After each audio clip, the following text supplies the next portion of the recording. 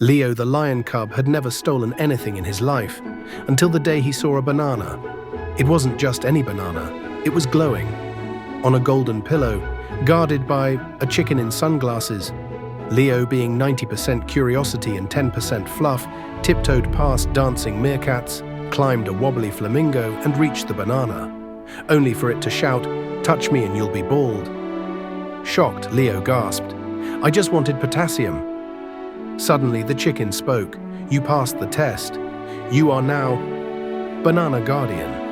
And just like that, Leo wore sunglasses too, flashing a wink at the camera like a boss.